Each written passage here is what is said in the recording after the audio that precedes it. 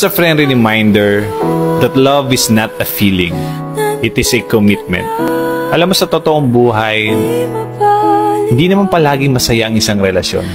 Dadaan at dadaan kayo sa maraming problema, maraming pagsubok, maraming misunderstanding, tampuhan, away, at haharap kayo sa buhay na hindi naman madali. Kakaroon kayo ng sawaan, mawawala yung excitement, yung spark. Kasi nasanay naman talaga kayo sa isa't isa.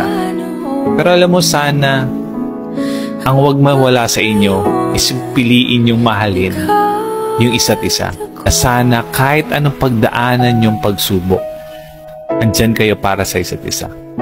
Lagi niyong pinipiling tulungan, palagan, at mahalin yung isa't isa.